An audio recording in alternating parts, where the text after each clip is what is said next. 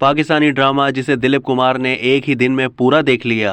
पाकिस्तान के ड्रामे तो भारत समेत दुनिया भर में मशहूर हैं। बॉलीवुड के कई मारूफ अदाकार भी पाकिस्तानी ड्रामों की तारीफ किए बगैर नहीं रहते। क्या आपको मालूम है कि भारतीय फिल्म इंडस्ट्री के लेजेंड दिलीप कुमार ने एक पाकिस्तानी ड्रामा एक ही रात में पूरा देख लिया था। इस ड्रामे में ऐसी क्या खास बात थी जिसने दिलीप कुमार को पूरा सीरियल एक ही दिन में देखने पर मजबूर कर दिया। एक पॉडकास्ट इंटरव्यू में जावेद शेख ने कहा, मेरा दिलीप कुमार साहब से हिदायतकार हसन अस्करी ने तारुफ करवाया था।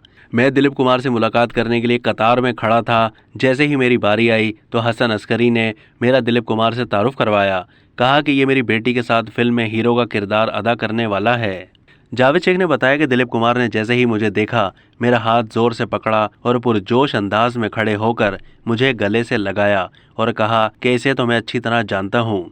दिलीप कुमार की ये बात सुनकर मैं हैरान रह गया और पूछा, क्या आप मुझे कैसे जानते हैं? जावेद शेख ने मजीद बताया कि मेरे इस सवाल पर वहां मौजूद सायरा बानो कहने लगी कि भाई, हमसे एक दिन यूसुफ ने कहा था कि वो पाकिस्तान का ड्रामा अनकही आया हुआ है, तो हमने इस ड्रामे की 13 किस्तें मंगवा ली और हर रोज़ एक किस्त देख लेंगे। लेकिन जब हमने ड्रामा देखना शुरू किया तो हम रुक नहीं सके और एक ही रात में पूरी 13 किस्तें देख लीं।